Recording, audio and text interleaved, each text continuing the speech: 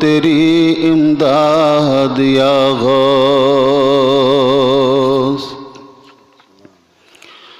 اور اڑے باد فنا تیری طرف خاک، نہ مٹی ہو میری برباد یا غوث،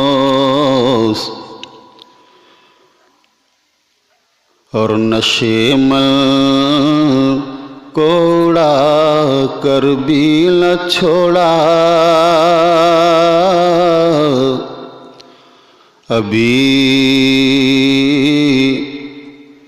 ہے گھات میں صیاد یا غوث، کوئی سالک ہو یا واصل ہو یا غوث، وہ کچھ بھی ہے تیرا سائل ہے یا غوث۔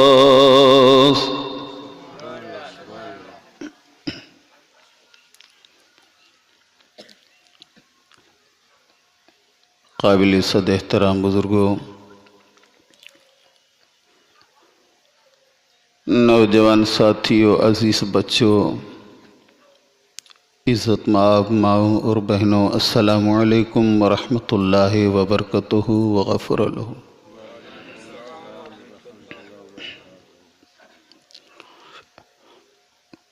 بسلسلہ تقاریر آپ سارے حضرات سنتے چلے آ رہے ہیں، انشاءاللہ العزیز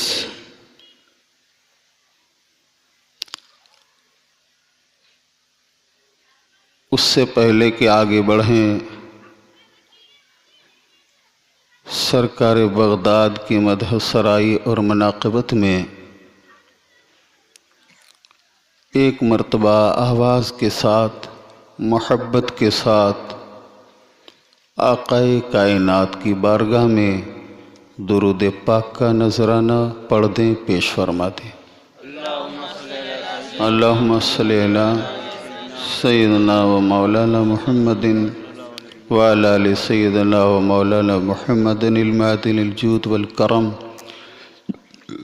والعلم والحلم والحکم وسلم وبارک علیہ دائما ابدا کثیرا کثیرا۔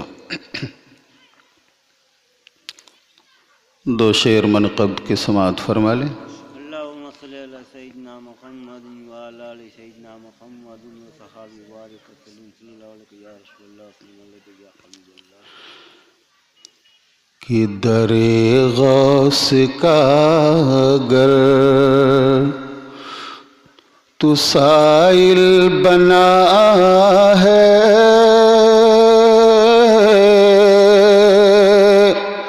قدم کو ہٹانے کی کوشش نہ کرنا،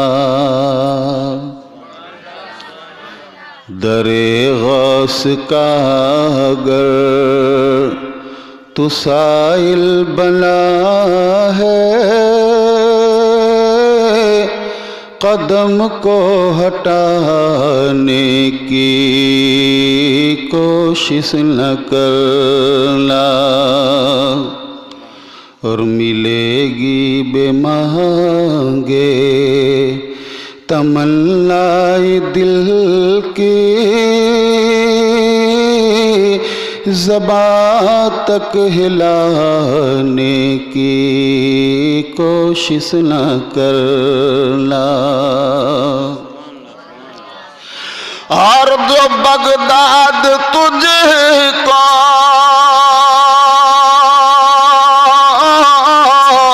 لے جائے نصیبہ، وہاں پر لگا دینا ڈیرا غریبا، جو بغداد تجھ کو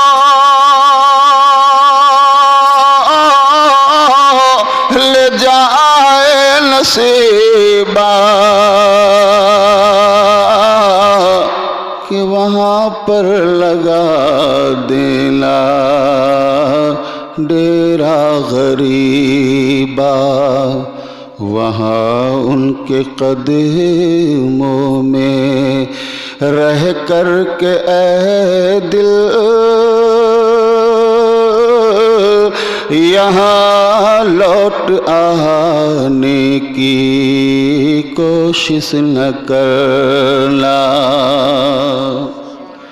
وہاں ان کے قدموں میں رہ کر کے اے دل یہاں لوٹ آنے کی کوشش نہ کرنا۔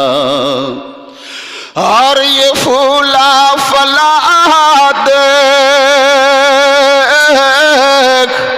گلشن نہ چھوٹے، تیرے ہاتھ سے ان کا دامن نہ چھوٹے۔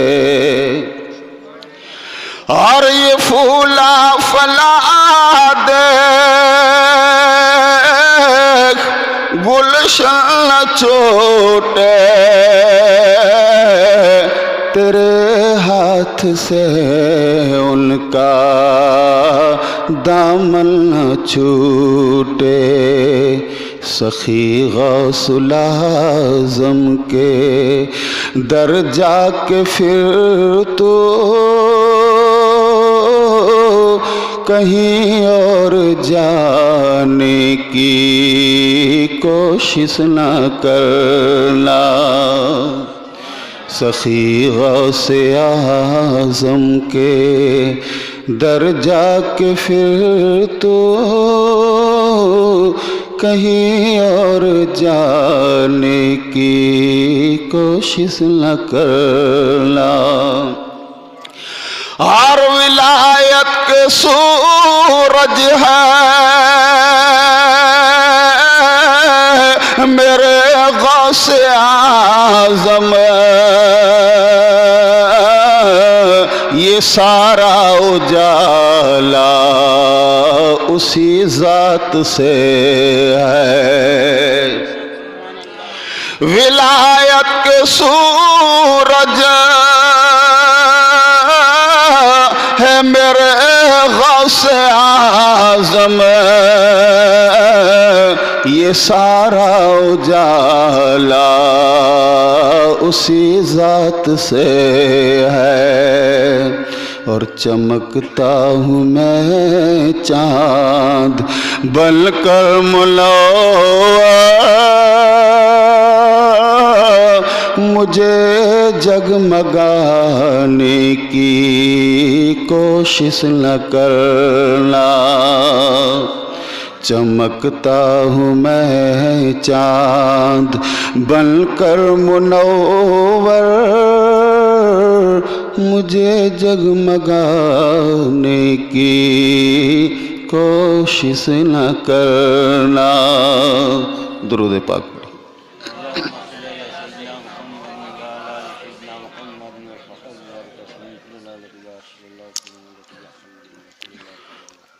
صلی اللہ علیہ نبی الامی وعلیہ صلی اللہ علیہ وسلم۔ صلاۃ و سلام علیک یا حبیبی، صلاۃ و سلام علیک یا رسول اللہ صلی اللہ تعالی علیہ وسلم۔ اے ذل الہ شیخ عبد القادر، اے ذل الہ شیخ عبد القادر، اے بندہ پناہ شیخ عبد القادر، محتاج و گدایم پر تو ذوالتاج و کریم، شیئا للہ شیئا للہ شیئا للہ یا شیخ عبد القادر۔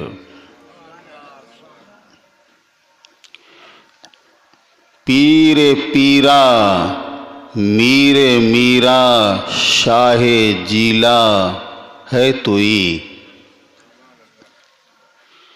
پیر پیرا میر میرا شاہ جیلا اے توئی،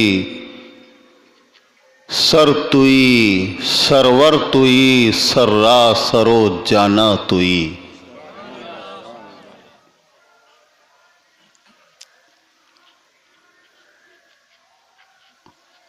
حضرات، کل حضور غوث العظم والعالم رضی اللہ تعالیٰ عنہ کے جس قول پاک کے تعلق سے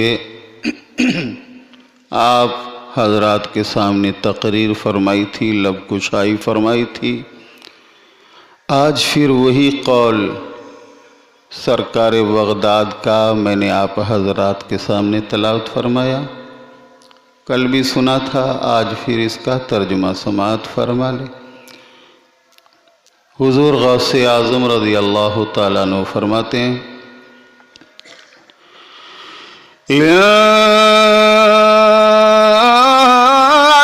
قلوب الناس بیدی،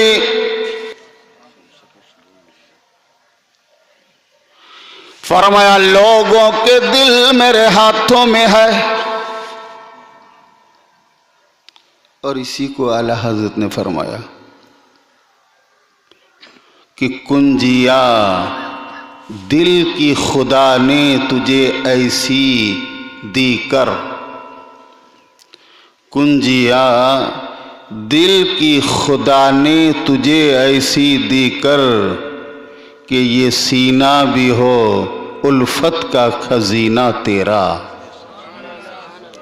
اور غرض آقا سے کروں عرض کہ تیری ہے پناہ، بندہ مجبور ہے اخاطر پہ ہے قبضہ تیرا۔ اسی تعلق سے اور فضائل حضور غوث اعظم کے تعلق سے آپ نے کل سماعت فرمایا کہ حضور اعلیٰ حضرت نے سوال کرنے والوں کے سوال کا جواب سرکار بغداد کے تعلق سے کیا کیا عطا فرمایا، اور کیسے کیسے رسائل اور رسالے تصنیف فرمائے جو آج بھی موجود ہیں۔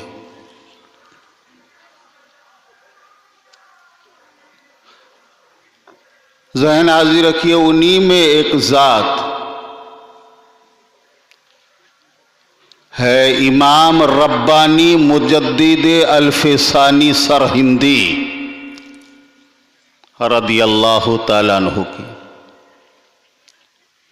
جنہوں نے مکتوبات شریف کی تصنیف فرمائی ہے، جسے مکتوبات امام ربانی مجدد الفسانی سرہندی رضی اللہ تعالیٰ عنہ کے نام سے یاد کیا جاتا، اور مکتوبات امام ربانی کے پہلے حصے کو پڑھیے، دوسرے حصے کو پڑھیے اور تیسرے حصے کو پڑھیے۔ جناب، جب دوسرے حصے کو آپ پڑھیں گے تو امام ربانی مجدد الفسانی کی کچھ ایسی باتیں لکھی ہوئی ہے جس سے مطالعہ کرنے والا یہ سمجھتا ہے کہ غوث اعظم سے امام ربانی کی شان افضل ہے، ایسا محسوس ہوتا ہے۔ مگر مکتوبات جلد 2 میں امام ربانی مجدد الفسانی نے جو لکھا اس کا خلاصہ تیسری جلد یعنی جلد سوم میں کر دیا۔ آپ فرماتے ہیں ولی کے لیے 2 حالتیں ہوتی ہے، ایک حالت سہو کی ہوتی ہے، ایک حالت سکر کی ہوتی ہے۔ سہو کا مطلب مستقیم ہے، باہوش ہے، اور ہوش کے عالم میں لکھ رہا ہے. اسے ہوش مندی کا عالم کہا جاتا ہے. اور شکر کا مطلب یہ کہ محبت الہی کا جذبہ اس پر اتنا غالب آ جاتا ہے، اتنا غالب آ جاتا ہے کہ وہ اپنے آپے سے باہر ہو جاتا ہے. اور ایسے میں اگر کوئی لکھتا ہے تو شکر کی حالت میں جو ولی لکھتا ہے وہ اس کی تقلید نہیں کی جاتی، وہ صرف اس کے لیے ہوتا ہے. اور جو شکر کا علم ہوتا ہے، جس کو محبت الہی کے غلبے کا عالم، اتنے غلبے کا عالم کہ وہ بے ہوش ہو جائے یا اپنے آپے سے باہر ہو جائے اور پھر وہ کچھ بولے، تو شکر کے عالم میں اس کی تقلید نہیں کی جاتی ہے، سہو اور ہوش مندی کے عالم میں اس کی تقلید کی جاتی ہے. اس کو داتا گنج بخش رحمت اللہ علیہ نے بھی کشف المحجوب میں تحریر فرمایا. یہ معرفت الہی پر اور تصوف پر لکھی جانے والی بے مثال کتاب ہے جس کو کشف المحجوب کہا جاتا ہے. داتا گنج بخش رحمت اللہ علیہ اس کے مصنف. کچھ امام ربانی رضی اللہ تعالیٰ عنہ کے مقلدین، جنہیں مجددی کہا جاتا ہے، انہوں نے حصہ دوم کی تقلید کرتے ہوئے اپنے شیخ کو غوث اعظم سے جب بہتر کہا تو حضور اعلی حضرت عظیم البرکت مجدد دین و ملت کی بارگاہ میں یہ سوال آیا کہ امام ربانی افضل ہے کہ غوث السمدانی افضل ہے؟ تو حضور اعلی حضرت عظیم البرکت استدلال کر کے جواب لکھ رہے ہیں، قوی دلائل کا اثبات کر کے جواب لکھ رہے ہیں، اور یہ جواب رسائل کی شکل میں ہے. ان میں آپ نے فرمایا کہ سنا، جو تم نے دوسرے حصے میں پڑھا ہے اس کا خلاصہ تیسرے حصے میں ہے. اور تیسرے حصے میں امام ربانی نے مکتوبات کے لکھا ہے کہ میں نے جو مکتوب شریف کے دوسرے حصے میں دوسری جلد میں کچھ باتیں لکھی ہے وہ سہو کے عالم میں نہیں ہے بلکہ شکر کے عالم میں ہے. اور میرا عقیدہ یہ ہے کہ میرے پاس جتنا فیض ہے وہ فیض عبد القادر جیلانی کا ہے.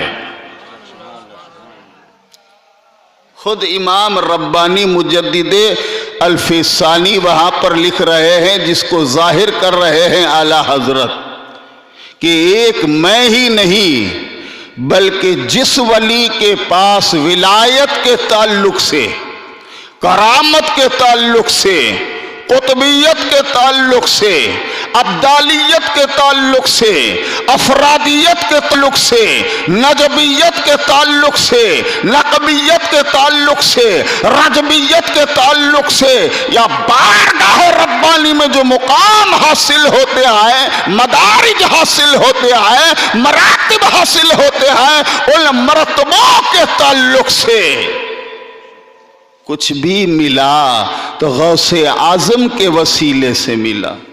جس کا مطلب یہ کہ غریب نواز کے پاس جو فیض ہے وہ بھی غوث اعظم کا، نظام الدین اولیاء کے پاس جو فیض ہے وہ بھی غوث اعظم کا، فرید الدین گنج شکر کے پاس جو فیض ہے وہ بھی غوث اعظم کا، یحییٰ منائی کے پاس جو فیض ہے وہ بھی غوثم کا، سید آل رسول کے پاس جو فیض ہے وہ بھی غوث اعظم کا، پیر ابو الحسین نوری کے پاس جو فیض ہے وہ بھی غوث اعظم کا، اور اعلیٰ حضرت کے پاس جو فیض ہے وہ بھی غوث اعظم کا۔ ہر ولی کے پاس غوث اعظم کا فیض ہے، اور جس کے پاس غوث اعظم کا فیض قطع ہو جائے تو پھر اس کی ولایت ہی ختم ہو جائے، ولایت کا دریا خشک ہو جائے۔ اور وہ جو انہوں نے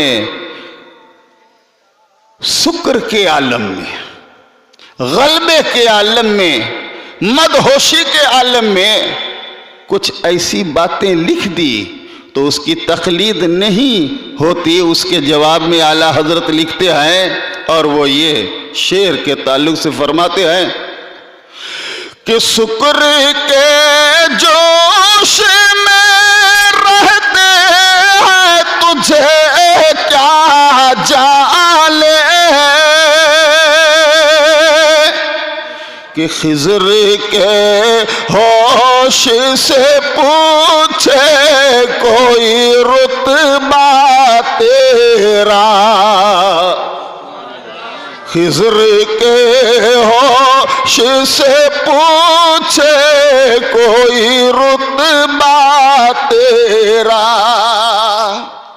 اعلیٰ حضرت فرماتے ہیں سکر کی روایت کو پڑھ کر غوث اعظم پر امام ربانی کی افضلیت کو ثابت کرنے والوں، سنو غوث اعظم کا مقام کیا ہے، یہ کبھی خضر علیہ السلام سے پوچھ لیتے، اور وہ بھی اس وقت پوچھتے جب خضر علیہ السلام آرام کے ساتھ بیٹھے ہو، تب پوچھتے کہ اے اللہ کے نبی خضر علیہ السلام آپ بتائیے کہ غوث اعظم کا مرتبہ کیا ہے، تو وہ جواب دیں گے۔ کیا جواب دیں گے؟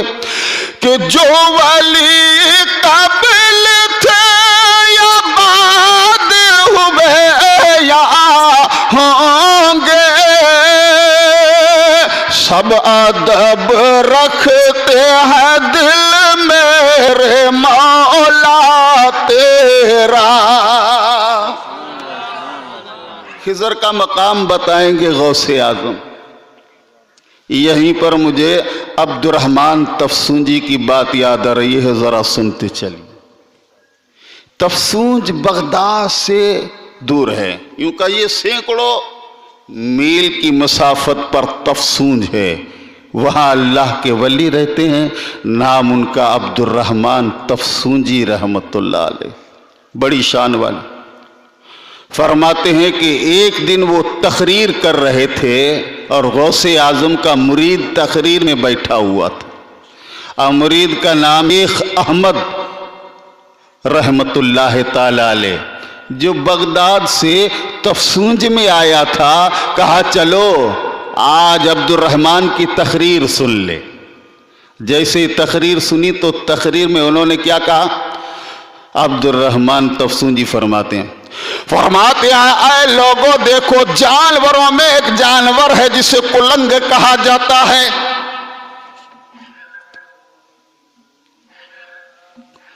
اور کلنگ ایسا جانور ہے کہ جس کی گردن سارے جانوروں سے بڑی ہے، جو اونٹ کی طرح ہوتا ہے، نیچے کھڑا ہو کر لمخت پر اپنا منہ پہنچا دیتا ہے، اسے کلنگ کہا جاتا ہے۔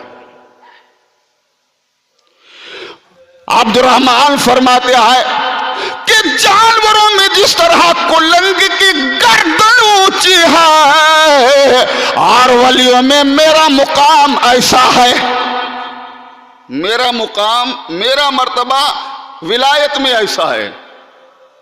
جیسا ہی سنا غوث اعظم کے مرید نے تو اپنی گدڑی اتار کر ان کے قدموں میں پھینک دی۔ سارے لوگ شیخ احمد کی طرف دیکھنے لگے جو غوث اعظم کے مرید ہے۔ فرمایا اس کو کیا کہ اس نے اپنی گدڑی اٹھا کر شیخ عبد الرحمن کے قدموں میں پھینک دی ہے، ان کو کیا ہوا؟ کہا اے احمد گدڑی پہن لے، अब्दुर्रहमान तफसूजी ने सुनना, आए अहमद गुदड़ी पहन ले। उन्होंने कहा फकीर जो एक मर्तबा उतार कर फेंक देता है उसको कभी नहीं पहनता। अब्दुर्रहमान तफसूजी देखने लगे कि ऐसा कौन है। सर से पैर तक एक मर्तबा देखा, फिर पैर से सर तक दूसरी मर्तबा देखा, यानी 4 और तबा देखा कि ये तो ऐसा है कि जिसके रोंगटे रोंगटे में अल्लाह की रहमत मौजूद है। ये तो ऐसा है। कहा बोल तू किसका मुरीद है? अब्दुर्रहमान तफसूजी फरमाते हैं ओ शेख तू किसका मुरीद है? गौस पाक का मुरीद कहता है कि मैं अब्दुल कादिर जीलानी का मुरीद हूं। कहा वो कहां रहते हैं? कहा वो बगदाद में रहते हैं। कहा अब्दुल कादिर जीलानी के मुरीद हो? मैं तो 12 बरस तक कुर्बे इलाही की महफिल में आता रहा, जाता रहा, वहां तो मैंने तुम्हारे पीर अब्दुल कादिर जीलानी को कभी नहीं देखा। और कुर्बे इलाही की उस बज़्म में, कुर्बे इलाही की उस महफिल में, कुर्बे इलाही की उस मजलिस में बड़े बड़े वली मौजूद होते हैं। और शेख मैंने तेरे पीर अब्दुल कादिर को तो वहां कभी भी नहीं देखा है। अपने 2 मुरीदों से कहा जाओ बगदाद अब्दुल कादिर जीलानी के पास और उनको मेरा सलाम देना और कहना अब्दुर्रहमान तफसूज के रहने वाले ने कहा है कि आए अब्दुल कादिर 12 बरस हो गए कुर्बे महफिल की, कुर्बे इलाही की महफिल में जाता हूं, वहां तो मैंने तुम्हें कभी भी नहीं देखा। 2 मुरीदों को रवाना फरमाया और शेख अहमद से फरमाया और अब्दुल कादिर जीलानी के मुरीद अपनी गुदड़ी पहन लो। उन्होंने कहा तो सही फकीर है, एक मर्तबा उतार देता है फिर उसको नहीं पहनता। अब इनका गांव, जिसको शेख अहमद का गांव जो है ना, यहां से 12 दिन की दूरी पर था। उन्होंने कहा मुझे देखो, ये कहकर हाथ बढ़ाया और हाथ बढ़ाकर फरमाया ओ फातिमा मेरे कपड़े ला दो। ये फातिमा उनकी बीवी का नाम था। 12 दिन की मिसाफत पर यूं समझिए हाथ पहुंच रहा है। ऐसे किया तो कपड़े मौजूद है, कपड़ों को पहना और वो दोनों जा रहे हैं। गौसे आजम बगदाद में फरमाते हैं आए मेरे मुरीदों, अब्दुर्रहमान तफसूजी ने 2 मुरीदों को भेजा है, तुम में भी 2 खड़े हो जाओ, तुम में भी 2 खड़े हो जाओ। 2 खड़े हो गए। कहा इनको वापस ले जाना और शेख को मेरा सलाम कहना और उनसे कहना कि सुनो, जो सहन में होता है वो दालान, जो सहन में होता है वो दालान वाले को कैसे देख सकता है, और जो दालान में होता है वो कोठरी वाले को कैसे देख सकता है, और जो कोठरी में होता है वो नहा खाने वाले को कैसे देख सकता है। उनसे कहना कि तुम्हारा मकाम दालान में है या सहन में है, और मेरा मकाम वहां है जिसको नहा खाना कहा जाता है, जहां कोई वली नहीं पहुंच सकता। तुम मुझे कैसे देखते? और उनको एक निशानी मेरी तरफ से देना कि ऐ शेख फलाने दिन को याद करो जब 1200 औलियाए किराम को खिल्लत पहनाए गए थे उस महफिल में, तब तुम्हें भी एक सब्ज रंग का, सब्ज यानी नीले रंग का खिलत फाखरा पहनाया गया था, और निशानी ये है कि उस पर सोने के हरफों से लिखा हुआ है। क्या लिखा हुआ है?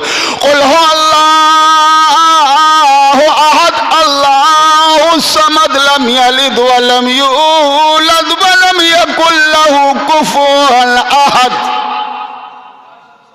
गौस पाक के मुरीद पहुंचे और जब ये बातें सुनाई تو شیخ عبد الرحمن تفسونجی جھک گئے اور جھک کر کہا اے عبد القادر تم ولیوں کے سرخیل ہو، اے عبد القادر تم ولیوں کے سرہنگ ہو، اے عبد القادر تم سید الاولیاء ہو۔ اور اس کو عبد الرحمن تفسونجی مانتا ہے کہ میں غلام ہوں تم میرے آقا ہو، میں نائب ہوں تم میرے راجا ہو۔ یہ مقام ہے غوث اعظم کا۔ تو حضور اعلیٰ حضرت فرماتے ہیں کہ منصوصین کو چھوڑ کر،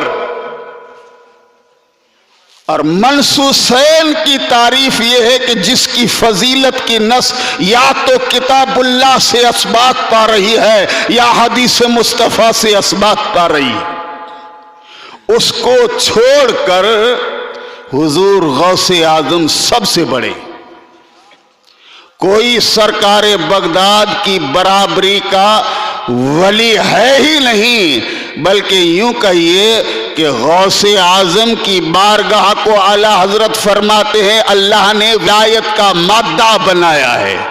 کیا ہے؟ ولایت کا مادہ بنایا ہے۔ یہاں سے ولی بنتے ہیں لوگ، اور امداد کا یہ عالم ہے۔ یہ بھی سنیے، شیخ عبد الوہاب شعرانی رحمت اللہ علیہ کی ایک کتاب ہے، اس کتاب کا نام ہے میزان الشریعت الکبریٰ۔ اس کتاب کا نام ہے شیخ عبد الوہاب شعرانی، بہت بڑے امام ہے۔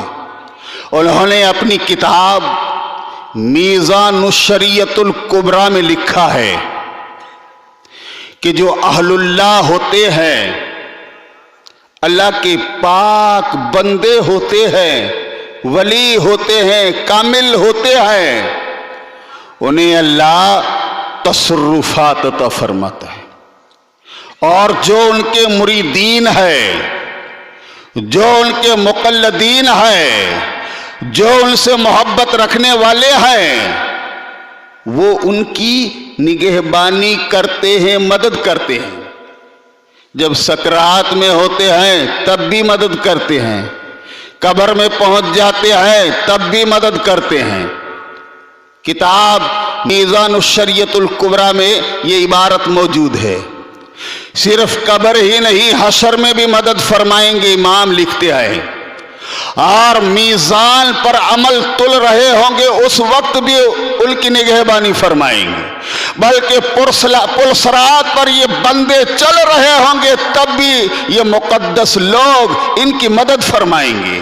اور استدلال کے لیے انہوں نے ناصر الدین لقانی کا واقعہ لکھا۔ یہ شیخ الشیوخ حضرت امام ناصر الدین لقانی، شاید کبھی یہ نام آپ نے سنے ہو، بہت بڑے اللہ کے ولی ہے، مگر امام مالک رضی اللہ تعالیٰ عنہ سے بڑی محبت اور مالکی ہے۔ جب ان کا انتقال ہو گیا تو انتقال کے بعد ایک محب نے خواب میں دیکھا، اور جب خواب میں دیکھا تو فرمایا اے شیخ فعل اللہ بکا، اے شیخ تمہارا قبر میں کیا بنا؟ تو انہوں نے کہا جیسے ہی میں قبر میں پہنچا تو فرشتے آئے منکر نکیر، اور جیسے ہی فرشتے آئے تو میرے شیخ امام مالک بھی آ گئے۔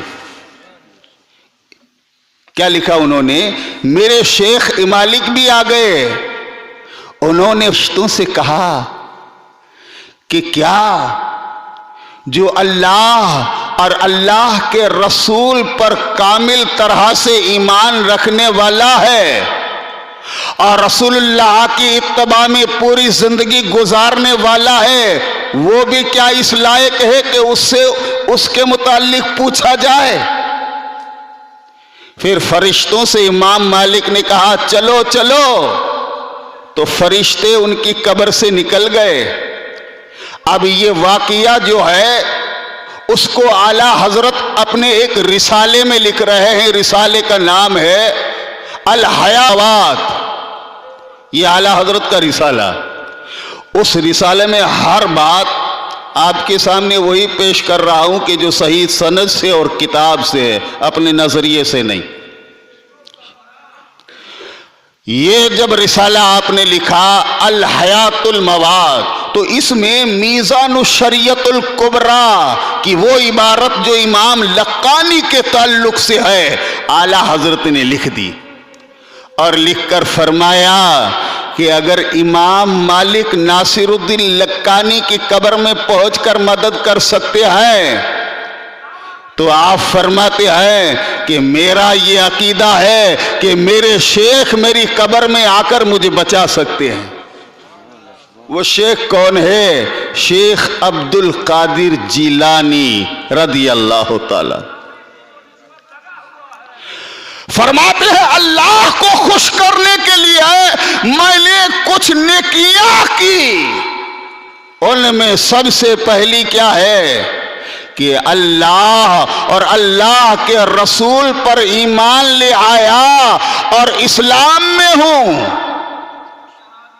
اور میں ابو حنیفہ کے مذہب حنفی کا مقلد ہوں، ان کی تقلید کرنے والا ہوں، اور میرے پاس محبت غوث اعظم ہے۔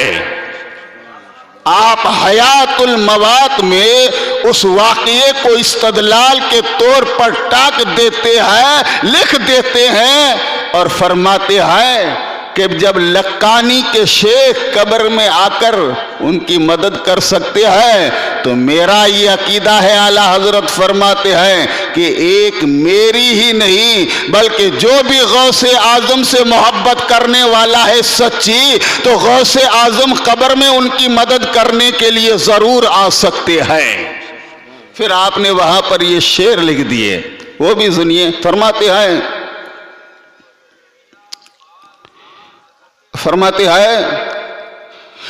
کہ موت تو آتے ہی آئے گی قیامت، یہ ہے کہ یہاں مرنے پہ ٹھہرا ہے نظارہ تیرا، کہ یہاں مرنے پہ ٹھہرا ہے نظارہ تیرا۔ اور آگے فرماتے ہیں کہ رضا کا خاتمہ بالخیر ہوگا، تیری رحمت اگر شامل ہے یا غوث۔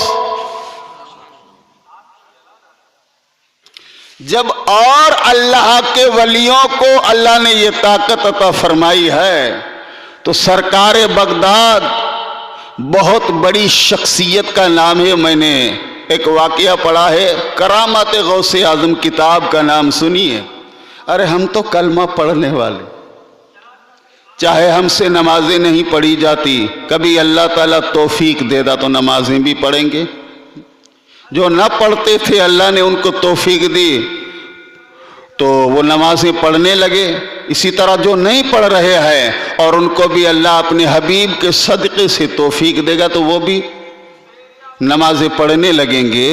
مگر ایک خیال اپنے دماغ میں کبھی جمع نہ کرنا کہ میں پڑھتا ہوں یا نہیں پڑھتا، ایسا خیال کبھی نہ لانا کہ میں تو 5 وقت کی نماز پڑھتا ہوں، یہ جمعہ کی نہیں پڑھتا، یہ فجر کی نہیں پڑھتا، یہ عشاء کی نہیں پڑھتا، کیونکہ یہ دین کا معاملہ ہے۔ دین کے معاملے میں اوپر نہ دیکھو نیچے دیکھو، کبھی میں نے یہیں پر کہا تھا۔ دین کے معاملے میں اوپر دیکھو نیچے نہ دیکھو، اور دنیا کے معاملے میں کیا ہے؟ نیچے دیکھو اوپر نہ دیکھو۔ آپ نہیں سمجھے گے، سمجھا دوں کیسے؟ کہ دنیا کا معاملہ ہے تو ابھی آپ مزدوری کرتے ہیں، کام پر جاتے ہیں اور 200 روپیہ آپ کو مزدوری ملتی ہے۔ اب سارا دن میں 200 روپیہ کماتے ہیں، اللہ کا شکر کریے کہ یہ بھی تو اللہ ہی دیتا ہے۔ مگر 200 روپیہ کما کر آپ شام کو آئے تو آپ اس کو نہ دیکھیے کہ جو 1000 والا ہے، کہ ایک دن میں 1000 کماتا ہے، بلکہ اس کو دیکھیے کہ جس کو ایک دن میں 100 روپیہ مزدوری ملتی ہے۔ تو اللہ کا شکر ادا کریں گے کہ اس کو 100 روپیہ ملتا ہے، مجھے تو اللہ تعالیٰ 200 دیتا ہے۔ اس کا مطلب کیا کہ نیچے دیکھیے، اوپر نہ دیکھیے۔ اوپر دیکھو گے تو اللہ کی ناشکری کرو گے کہ اللہ نے اس کو تو گاڑی بھی نہیں دیا، اللہ نے اس کو بنگلہ دیا، مجھے کچھ بھی نہیں دیا، میں تو جھونپڑی میں رہتا ہوں۔ اللہ نے اس کو لکھ پتی بنایا، مجھے اللہ تعالیٰ نے 1000 پتی بھی نہ بنایا۔ تو اس طرح کیا ہوتا ہے، بندہ اللہ تعالیٰ کی ناشکری کر دیتا ہے۔ اس لیے علماء نے کہا نیچے دیکھو، اپنے سے چھوٹی پوزیشن والے کو دیکھو، چھوٹی حیثیت والے کو دیکھو کہ مجھے اللہ 100 دیتا ہے اور فلاں تو دن میں 50 ہی کماتا، کا شکر ہے۔ اگر 1,00,000 والے کو دیکھو گے تو ناشکری کرو گے، مگر آج کا دور ایسا ہے کہ نیچے دیکھنے والے ہے ہی نہیں، بہت کم رہ گئے ہیں نیچے دیکھنے والے۔ جس کو دیکھیے اوپر نظر ہے، صدیق حضرت کی نظر تو اوپر، قاسم بھائی کی نظر تو اوپر، حنیف بھائی کی نظر اوپر، سب کی اوپر نظر ہے۔ نیچے نظر رکھو، اوپر نظر نہ رکھو، ورنہ کیا کر دو گے؟ اللہ تعالیٰ کی ناشکری کر دو گے۔ یہ دنیا کا معاملہ۔ اب دین کا معاملہ سمجھیے۔ دین کا معاملہ کیا ہے کہ اوپر دیکھو، نیچے نہ دیکھو۔ کیا دیکھو؟ اوپر دیکھو، نیچے نہ دیکھو۔ اوپر کا مطلب یہ کہ آپ اگر 2 نمازیں پڑھتے ہیں نا تو 5 نماز پڑھتا ہے نا، اس کو دیکھو کہ میں تو 2 ہی پڑھتا ہوں، وہ تو 5 پڑھتا ہے۔ اس طرح اس کو نہ دیکھو جو بے نمازی ہے۔ یہاں پر معاملہ الٹا ہے، نمازیوں کو دیکھا جاتا ہے، یعنی نیچے دیکھا جاتا ہے دین کے معاملے میں۔ کچھ کرتے ہی نہیں، کچھ پڑھتے ہی نہیں۔ ان کے لیے دعا کرو کہ اے مولا، جس طرح ہم نمازی نہ تھے، تو نے اپنے پیارے کے صدقے میں ہمیں نماز پڑھنے کی توفیق عطا فرمائی، تو مولا ان کو بھی عطا فرما دے، یہ بھی نماز پڑھے۔ اور دوسری بات یہ، چاہے کتنی بھی نیکیاں کرو، کسی اور کو اپنے سے چھوٹا مت سمجھو کہ میں 5 نمازیں پڑھتا ہوں تو یہ کچھ بھی نہیں کرتا، یہ مجھ سے چھوٹا ہے۔ جو اپنے کو بڑا سمجھ لیتا ہے نا، سمجھ لینا وہ گیا۔ جو سمجھ لیتا ہے کہ میں تو یہ کرتا ہوں، میں تو یہ کرتا ہوں، یہ کچھ بھی نہیں کرتا، وہ گیا۔ کسی بھی عالم سے پوچھئے، کسی بھی مفتی سے پوچھئے۔ دین کا معاملہ ہے تو اوپر دیکھو، تھوڑی پہ ہو تو زیادہ پڑھنے والے کو دیکھو، کم پڑھتے ہو تو زیادہ پڑھنے والے کو دیکھو، مگر یہاں نیچے دیکھتے ہیں لوگ اور دنیا کے معاملے میں اوپر دیکھتے ہیں۔ معاملہ ایسا ہے جناب۔ تو اللہ کا شکر ہے کہ اللہ نے ہمیں کلمہ پڑھنے والا بنایا، اللہ نے اپنے نبی کی، اپنے محبوب کی امت میں ہمیں بنایا، اور ہمیں اپنے نبی پر نازل ہونے والی کتاب عطا فرمائی۔ اللہ تعالیٰ نے اپنے نبی پر جو قانون ختم فرما دیے، وہ قانون قیامت تک کے لیے نبی نے ہمارے لیے چھوڑے ہیں۔ اللہ تعالیٰ کا شکر ہے نا۔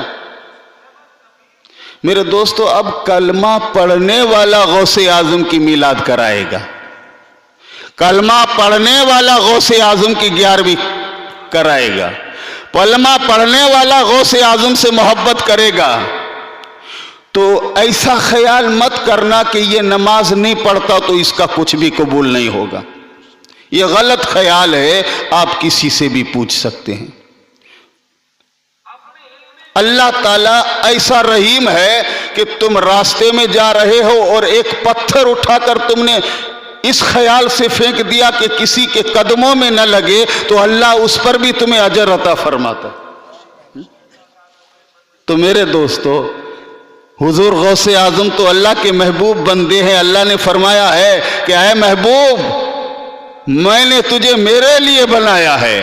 ایسی شخصیت ہے غوث اعظم کی۔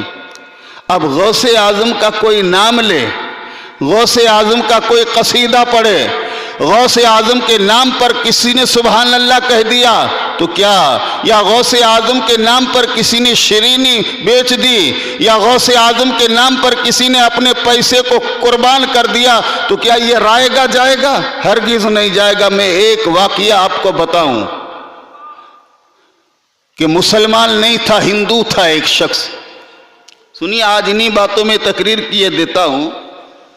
ہندو تھا، اور جب 11ویں شریف کا مہینہ آتا نا تو ہندو کو غوث اعظم سے کتنا پیار معلوم ہے کہ یہ ہندو اپنے گھر کو سجاتا، لالٹینیں لگاتا، موم بتیاں جلاتا، اور جب 11ویں کا دن آتا نا حضور غوث اعظم کا تو بڑی شان سے لوگوں کو شیرینیاں بانٹ بانٹ کر کھلاتا، اور اسے کہا جاتا ایسا دن آج کون سا ہے؟ تو یہ ہندو کیا کہتا ہے معلوم ہے؟ بغداد والے بڑے پیر کا دن ہے. مسلمان نہیں ہے، سننا، کلمہ پڑھنے والا نہیں ہے، ہندو ہے. کیا کہتا ہے کہ آج بڑے پیر کا دن ہے، بغداد والے عبد القادر جیلانی کا دن ہے. موت سے کوئی بچا نہیں. ایک دن ایسا ہوا کہ اس کو موت آ گئی. کیا معلوم یہ ہندو ہے کہ مسلمان؟ سارے لوگ ہندوؤں میں رہتا تھا اور ہندوؤں ہی میں پیدا ہوا تھا، سب ہندو ہی سمجھتے تھے، اور تھا بھی ہندو ویسے. مگر جب اس کو جلانے کے لیے چتا کی لکڑیوں پر رکھا، آگ دی، تو جلا جلا کر تھک گئے، لکڑیاں جل جل کر خاک ہو گئی، مگر اس کے جسم پر آگ کا دھبا نہ لگا. یہ ہندو حیران و پریشان ہو گئے کہ آج تک ایسا اتفاق نہیں ہوا کہ ہم نے ہمارے مردے کو جلایا ہو اور نہ جلا ہو. یہ کیا بات ہے کہ لکڑیاں جل کر خاک ہو گئی مگر ہمارا مردہ نہیں جل رہا ہے؟ کہا کہ اس نے مسلمانوں کے پیر عبد القادر کو بہت یاد کیا ہے، چلو اس کو دریا میں پھینک دو. ہندوؤں نے اس کو دریا میں پھینک دیا.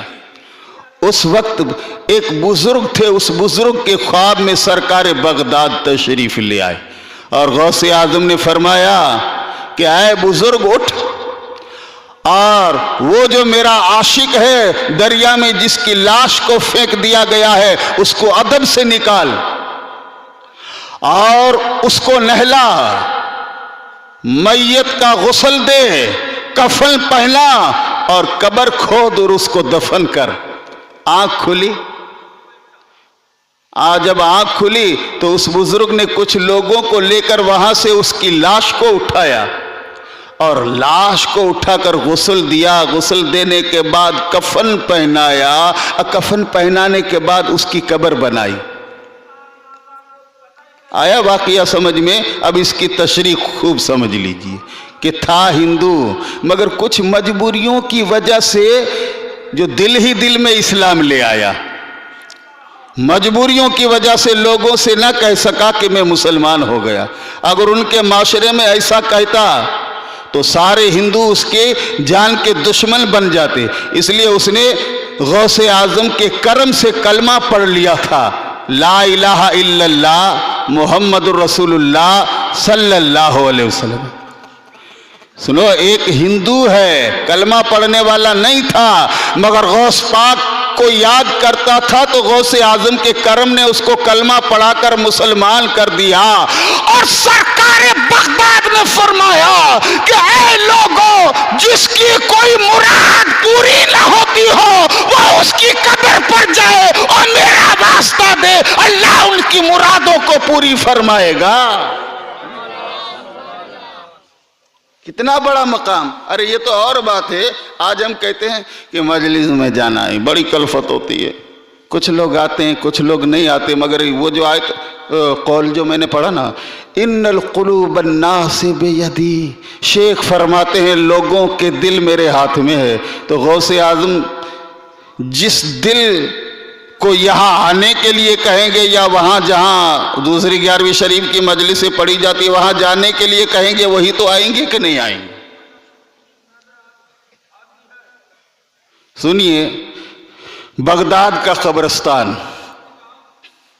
اور ایک قبر سے چیخنے کی آواز آ رہی، جیسے میت کو کوئی قبر میں مار رہا ہے اور وہ چیخ رہا ہے اور چیخ میں کہہ رہا ہے بچاؤ بچاؤ بچاؤ. غوث اعظم کے مریدین میں سے ایک مرید نے کہا سرکار قبرستان میں عجیب آواز ایک قبر میں سے آ رہی ہے۔ آپ نے فرمایا کیا آواز ہے؟ کہا کوئی میت ہے، اس کو قبر میں عذاب ہو رہا ہے اور وہ چیخ رہا ہے اور چیخ چیخ کر مدد مانگ رہا ہے کہ مجھے بچاؤ بچاؤ۔ حضور غوث اعظم فرماتے ہیں تمام مریدوں سے کہ تم نے اس کو دیکھا تھا؟ کسی نے کہا ہاں میں نے اس کو دیکھا تھا۔ کہا کیا تمہیں یہ معلوم ہے کہ وہ میرا مرید تھا؟ معلوم ہے کسی کو؟ سب نے یہی کہا سرکار یہ ہمیں علم نہیں ہے کہ وہ آپ کا مرید تھا کہ نہیں تھا، ہم نے آپ کے پاس اس کو کبھی نہیں دیکھا۔ غوث اعظم فرماتے اچھا یہی بتا دو، کیا معلوم ہے؟ یہی بتا دو کہ کبھی بھی وہ میرے مدرسے میں آیا ہے؟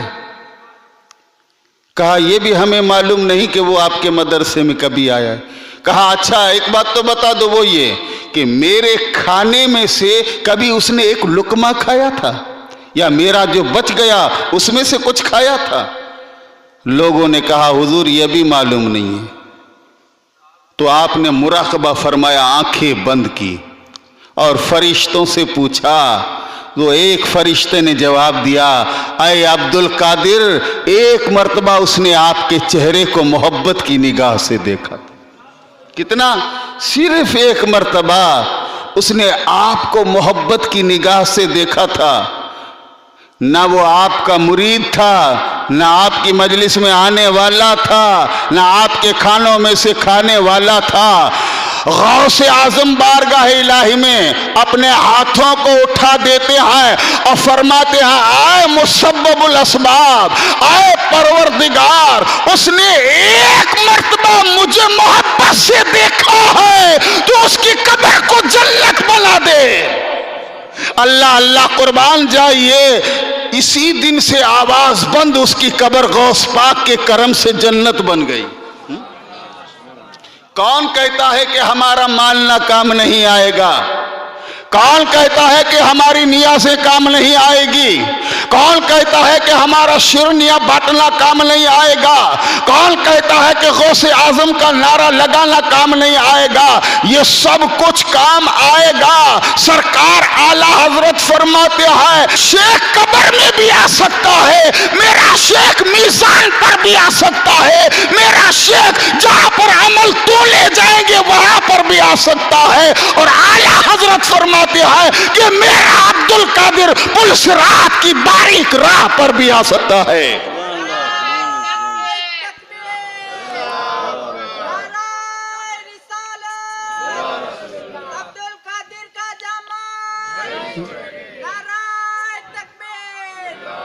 یہ ہے سرکار بغداد رضی اللہ تعالیٰ عنہ۔ ایک بات اور بھی سن لیجیے، کہاں بغداد اور بہت دور یوں سمجھیے ایک آدمی روزانہ غوث پاک کا ذکر سنتا ہے کہ اس کی آنکھیں بے مثال ہے، اس کا چہرہ رسول اللہ کے چہرے کو یاد دلاتا ہے، اس کی زبان کن کی تصویر ہے، وہ جو کہتا ہے اللہ کر دیتا ہے۔ کبھی غوث پاک کو دیکھا نہیں تھا، کبھی نہ دیکھا تھا۔ دل میں کیا خیال آیا؟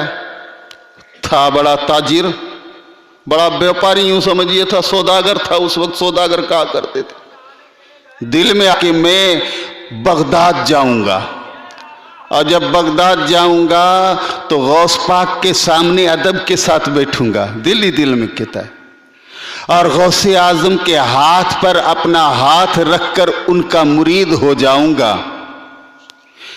یہ روزانہ سوچتا، مگر اس کو سال بیتتے گئے 40 برس کا عرصہ ہو گیا، کچھ ایسا ہوا کہ نہ پہنچ سکا۔ جب 40 برس مکمل ہو گئے تب اس نے کہا کہ ہائے دنیا کر کے مر جاؤں گا، یہ دنیا کیا کام آئے گی، چلو رسول اللہ کے مقدس بیٹے کی بارگاہ میں جاؤں گا، چل دیتا ہے۔ اب بغداد میں آیا، جناب جیسے ہی بغداد میں آیا تو بغداد والوں سے پوچھا، بغداد والوں، شیخ عبد القادر جیلانی کا مکان کہاں ہے؟ حضور غوث اعظم کا مکان کہاں ہے؟ مجھے وہاں پر پہنچا دو، میں ان کے دست حق پرست پر اپنا ہاتھ رکھ کر ان کا مرید بننے کے لیے۔ لوگوں نے سر جھکا لیا، کہا مجھے جواب کیوں نہیں دے رہے ہو؟ تو کسی نے سر اٹھا کر کہا، اے بھائی تو نے بہت دیر کر دی، بھائی تو نے بہت دیر کر دی۔ عبد القادر جیلانی دنیا سے چلے گئے، وہ دیکھو بغداد میں ماتم چھایا ہوا ہے، گلیاں رہی ہے اس کی محبت میں، وہ تو دنیا سے چلے گئے۔ اب بیچارہ امید ٹوٹی، رونے لگا، اپنے آپ سے کہنے لگا، ہائے کم بختی، ہائے محرومی، ہائے بد نصیبی کہ میں اس شیخ کا دیدار نہ کر سکا، اس کے ہاتھ میں اپنا ہاتھ دے کر اس کا مرید نہ بن سکا۔ 40 برس کی امید ٹوٹی۔ اپنے آپ سے کیا کہا اس نے معلوم ہے؟ چلو ہلاک کر دوں اپنے آپ کو، مار دوں اپنے آپ کو، جس کو خودکشی کہا جاتا ہے۔ اچانک اس کے دل میں غوث اعظم نے ایک بات یاد دلائی کہ پہلے میری قبر پر تو آ جا، میرے پاس تو آ جا۔ اللہ اللہ کہا چلو عبد القادر جیلانی کے مزار پر تو پھر جو ہوگا دیکھا جائے گا۔ جب غوث اعظم کے مزار کے قریب آیا تو دھاڑے مار مار کر رو رہا ہے اور اپنی کم نصیبی کو کوس رہا ہے۔ اندر سے آواز آئی، اللہ اللہ، آواز زندہ دیتا ہے مردہ نہیں۔ اندر سے آواز آئی، صبر کر میں آ رہا ہوں۔ کیا آواز آئی؟ صبر کر میں آ رہا ہوں۔ اس نے اپنی آنکھوں سے دیکھا کہ غوث پاک کی قبر مبارک شک ہوئی، ٹوٹی، اور غوث اعظم اپنے جلوے کے ساتھ باہر آئے اور آپ نے فرمایا کہ 40 برس سے جو تیری امید ہے کہ عبد القادر کے ہاتھوں پہ ہاتھ رکھ کر مرید بن جاؤں گا، تو لے میرے غلام، میرا ہاتھ حاضر ہے، ہاتھ رکھ۔ اس نے ہاتھ رکھا، بوسا دیا۔ غوث اعظم نے فرمایا آج سے تو میرا مرید ہے اور قیامت کی بھیڑ میں عبد القادر تجھے ڈھونڈ لے گا، قیامت کی بھیڑ میں عبد القادر تجھے ڈھونڈ لے گا۔ اللہ تعالیٰ نے غوث اعظم کو یہ مقام عطا فرمایا ہے۔ اب یہاں قبر سے نکال کر غوث اعظم ایک پیغام اور بھی دے رہے ہیں کہ میں تو اس ذات کا نواسا ہوں، میں تو اس ذات کی اولاد ہوں جو محمد الرسول اللہ صلی اللہ علیہ وسلم ہے۔ جب میں اس طرح زندہ ہوں کہ قبر سے نکال کر اپنا دیدار دکھا سکتا ہوں تو میرے آقا کی شان کیا ہوگی، رسول اللہ کی شان کیا ہوگی، ہے نا؟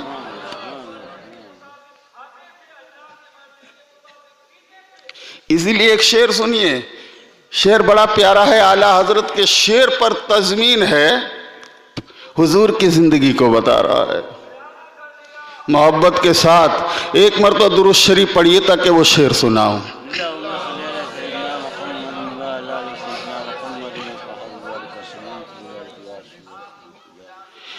کہا سبھی سنیوں کا عقیدہ ہے واللہ کہ وہاں بھی جہنم کا کندہ ہے واللہ، جو مردہ کہے اس کو وہ مردہ ہے واللہ، تو زندہ ہے واللہ، تو زندہ ہے واللہ، میری چشم عالم سے چھپ جانے والے، میری چشم عالم سے چھپ جانے والے۔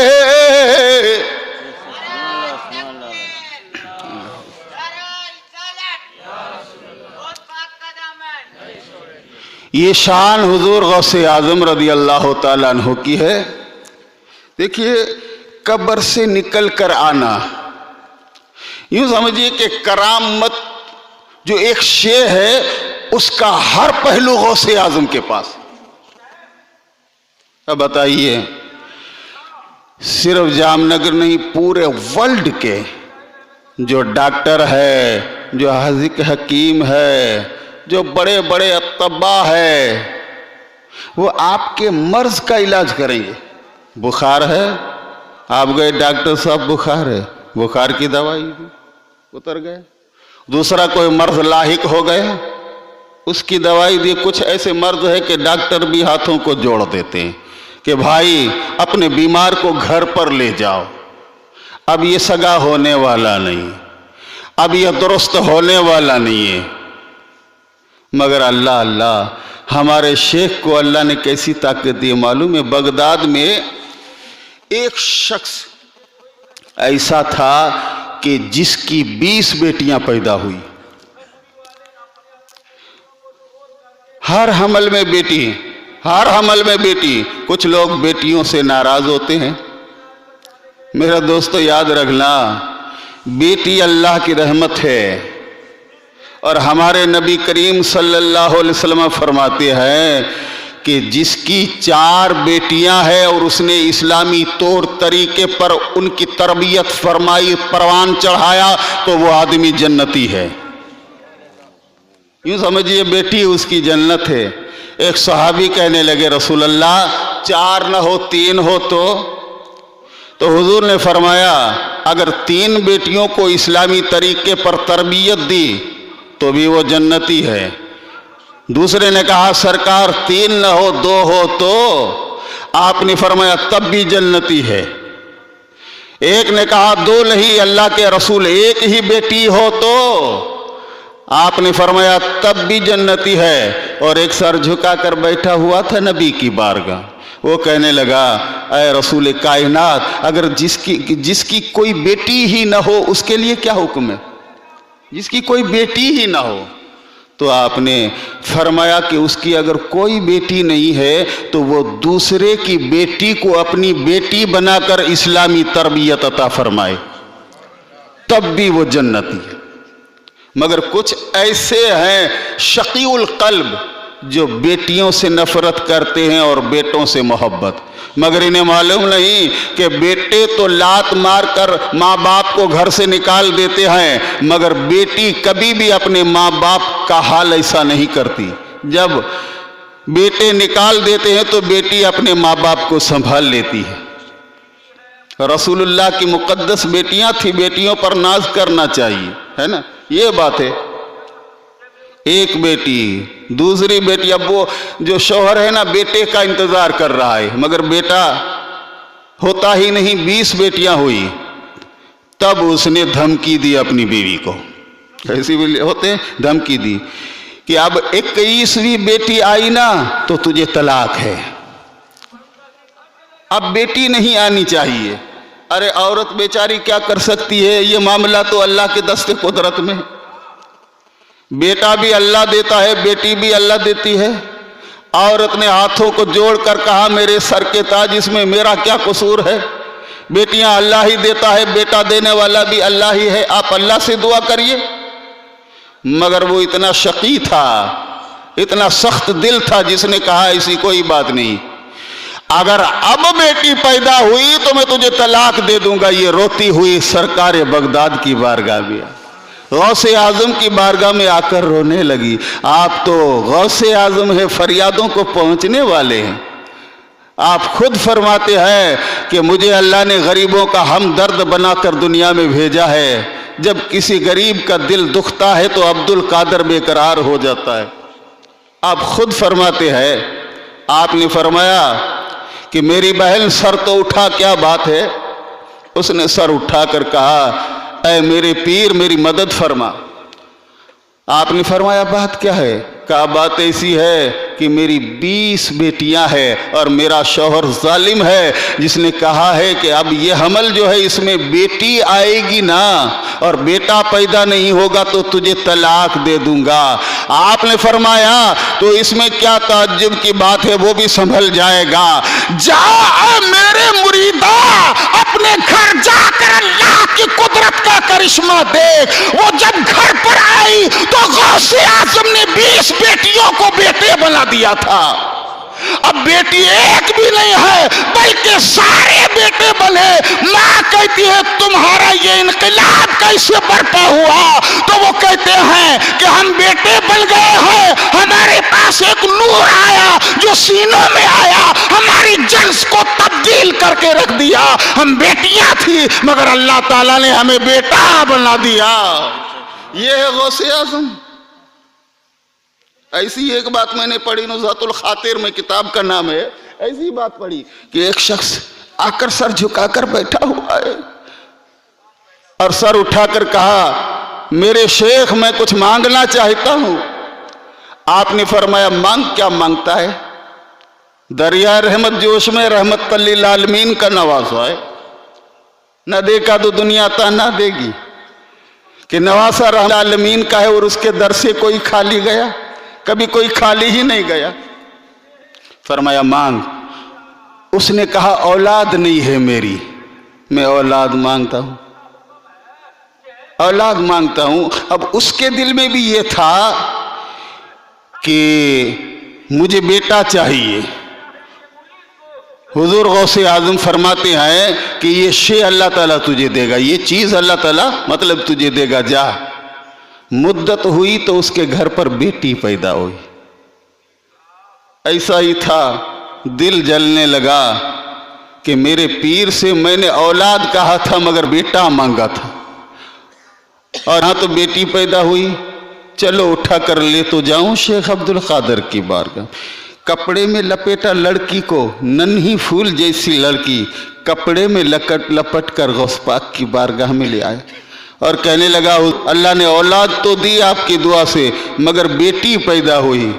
حضور غوث اعظم مسکراتے ہیں کہ افسوس ہے تم لوگوں پر، تم بیٹیوں سے اتنی قدرت رکھتے ہو، بیٹیاں تو اللہ کی رحمت ہے۔